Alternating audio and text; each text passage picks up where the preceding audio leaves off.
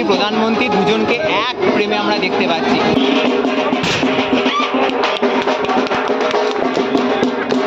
যারা বহন যাত্রার সাথে জড়িয়ে আছে তাদেরও এটা একটা সত্তা, তো আমরা মূলত সেই সত্তাটাকে নিয়েই কাজ করছি, যে তাদের গুরুত্বটা আমরা বোঝানোর চেষ্টা করছি।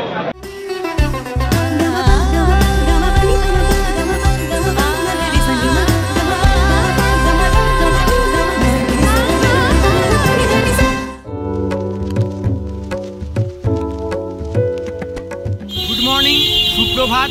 আরও একটা নতুন দিন, আরও একটা নতুন জার্নিতে সকলকে জানাই স্বাগত।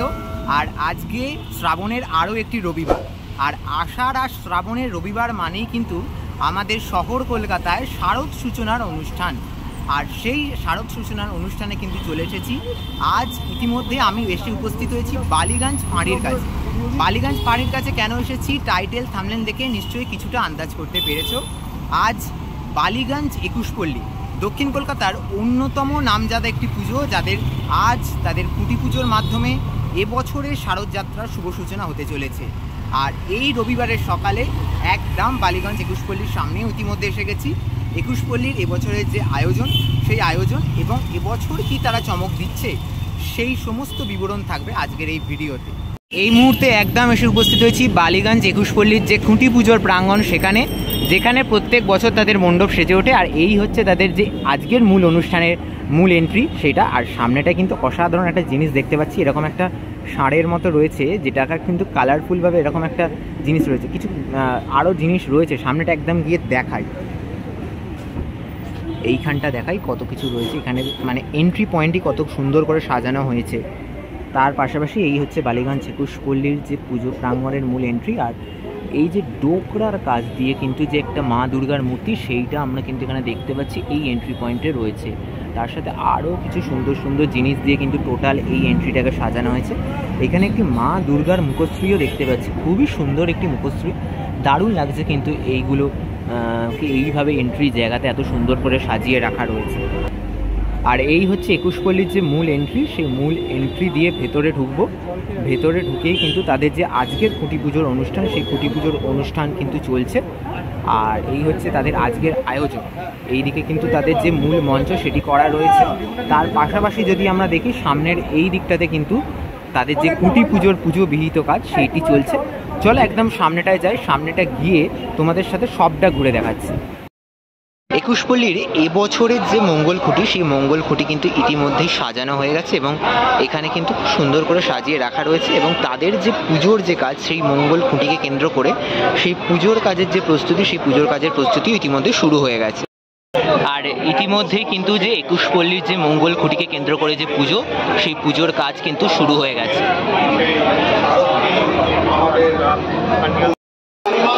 তোমরা দেখতে পাচ্ছ 21 পল্লীর পুজোয় কিন্তু একদম খুদে মুকেশ আম্বানি এসে উপস্থিত হয়েছে। আর এই খুদে খুদে বাচ্চাদের, মানে এত কিউট কিউট বাচ্চাদের, এই খুদে খুদে কিউট বাচ্চাদের এত সুন্দর করে সাজানো হয়েছে।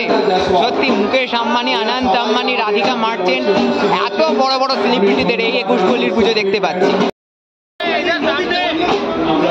আর এই বালিগঞ্জ 21 পল্লীর পুজোতে কিন্তু আমাদের মুখ্যমন্ত্রী প্রধানমন্ত্রী দুজনকে এক ফ্রেমে আমরা দেখতে পাচ্ছি।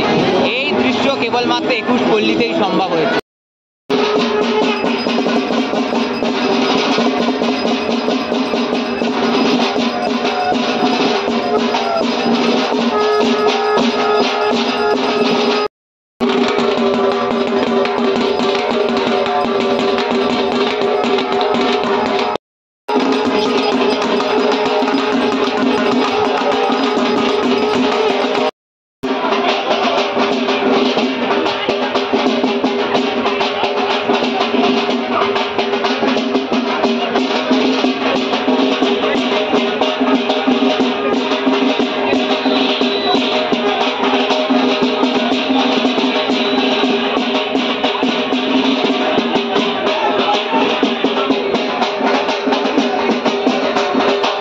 আর এবছরের যে বালিগঞ্জ 21 পল্লীর যে মঙ্গল খুঁটি, যে খুঁটিকে কেন্দ্র করে কিন্তু এবছরের যে মণ্ডপ গড়ে উঠতে চলেছে, সেটি কিন্তু ইতিমধ্যে স্থাপন হয়ে গেছে এবং খুব সুন্দর একটি খুঁটি, যেটি স্থাপনের মাধ্যমে তাদের এবছরের যে মণ্ডপ নির্মাণের কাজ, সেটির শুভ সূচনা হলো।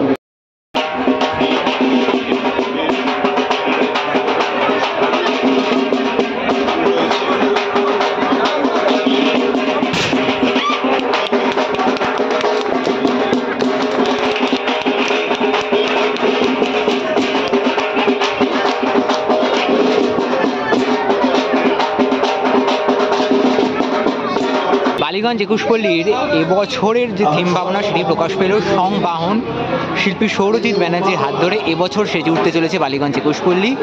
আর এই যে সংবাহন থিম, সেই থিম ভাবনার যে সম্পূর্ণ বিস্তারিত বিবরণ এখানে সুন্দরভাবে লেখা রয়েছে এবং আমি আর আলাদা করে এটা পড়ছি না, তোমরা ভিডিওটা পজ করে এটা দেখে পড়ে নিতে পারো। আর একুশপল্লীর এবছরের সেই থিম সংবাহন যেটি প্রকাশ পেল বালিগঞ্জ একুশপল্লীতে এবারে দেখতে পাচ্ছি সৌরজিৎ দা রয়েছে। প্রথমে সৌরজিৎ দাকে নমস্কার জানাবো, পুজোর অগ্রিম শুভেচ্ছা জানাবো। এবার জিজ্ঞেস করবো যে এখানে কি তোমার প্রথমবার কাজ? হ্যাঁ, একুশপল্লীতে আমি প্রথম। এবছর তুমি কি ভাবছো? আমি এবছর এখানে ভাবছি, বিশেষ ভাবনার নাম হচ্ছে সংবাহন। আমি সংবাহন নিয়ে কাজ করছি। আচ্ছা, একটু কনসেপ্টটা কি ক্লিয়ার করা যাবে? আচ্ছা, সংবাহন কথাটার অর্থ হচ্ছে যারা বহন যাত্রার সাথে জড়িত। আমাদের সমাজের সাথে সবাই যেরকম জড়িয়ে আছে বিভিন্ন বিভিন্ন সত্তা নিয়ে, যেরকম আমি আমার শিল্পটা সত্তা, তুমি জার্নালিস্ট, তোমার জার্নালিজমটা সত্তা, সেরকম যারা বহন যাত্রার সাথে জড়িয়ে আছে তাদেরও এটা একটা সত্তা। তো আমরা মূলত সেই সত্তাটাকে নিয়েই কাজ করছি, যে তাদের গুরুত্বটা আমরা বোঝানোর চেষ্টা করছি, যে তারা আমাদের জীবনে কতটা আমাদের সাথে জড়িয়ে আছে। মানে যাদেরকে আমরা এক কথায় মুটে মজুর বলে থাকি, বা তাদেরও কিছু কিছু ডেজিগনেশন আছে, এবার কিছু কিছু অ্যাসপেক্টে, সেগুলোই এখানে মূলত দেখানোর চেষ্টা করছি। মানে পুরো একটা রিয়েলিস্টিক ব্যাপারকে তুলে ধরা। অ্যাকচুয়াল তাই, এরাও তো আমাদের সমাজের সাথেই জড়িত, আমাদের সাথে প্রতিনিয়ত জড়িত। আমাদের যে কোনো দেখবে মানে যে কোনো হ্যাপিনেসের ক্ষেত্রে, যে কোনো কিছুর ক্ষেত্রে, বহন করার ক্ষেত্রে এদের ভূমিকা কিন্তু একটা অনস্বীকার্য, এবং এদেরকে ছাড়া কিন্তু আমরা অচল বলতে পারো একটা কথায়। এর কোনো বিকল্প কিন্তু সেইভাবে এখনও নেই। তো তাদেরকে কিছুটা বলতে পারো যে একটু রোমহন্তন করার মতো, বা তাদেরকে কিছুটা একটু মনে করার মতো, মানে তাদের কিছুটা পাশে দাঁড়ানোর মতো। দুর্গাপুজো যদি একটা আনন্দের উৎসব, বাঙালির শ্রেষ্ঠ উৎসব, সেখানে সবাইকে মিলেমিশে নিয়ে যদি আমরা এগিয়ে যেতে পারি, আমার মনে হয় তার থেকে বড় আর কিছু হতে পারে। এবারে বলবো যে প্রতিমা কে করছে? প্রতিমা করছে হচ্ছে ভাস্কর পবিত্র বর্মন। লাস্ট ইয়ার ওর একটা বিগেস্ট কালচার তোমরা একটা দক্ষিণ কলকাতার মণ্ডপে দেখতে পেয়েছিলে, one of the biggest culture ছিল কলকাতায়। এবছর আমাদের কাছে মানে আমার সাথে ও এখানে প্রতিমা শিল্পী হিসেবে জয়েন করেছে, আর আবহ হিসাবে কাজ করছে চক্রবাণী আমাদের সাথে। তো সেই হিসাবে আমরা খুবই প্রাউড, এবং আমি তো খুবই প্রাউড। আশা করছি একটা অন্যরকম কিছু আমরা দেখাতে চাই। আর ফিল্ডে কবে থেকে কাজ শুরু করছো? ফিল্ডে কাজ এই আজকে শেষ হয়ে গেলেই কাল থেকে শুরু হয়ে যাবে মোটামুটি। আর তো যদিও পুজোর বেশি দিন বাকি নেই, 1 অক্টোবর কি 2 অক্টোবর ওপেনিং, সেটা ফিক্সড হয়ে গেছে। তো যা করতে হবে তার এখানেই করতে হবে। আচ্ছা, এবারে জানতে চাইবো যারা আগত দর্শনার্থী, তাদেরকে তুমি তোমার তরফ থেকে কি বার্তা দেবে এই মণ্ডপটার সম্পর্কে? দেখুন, আগত যারা দর্শনার্থী প্রত্যেক বছর যারা দেখে কলকাতার দুর্গাপুজোর দর্শক অনেক স্মার্ট, এবং তারা সব রকম কাজ দেখেছেন।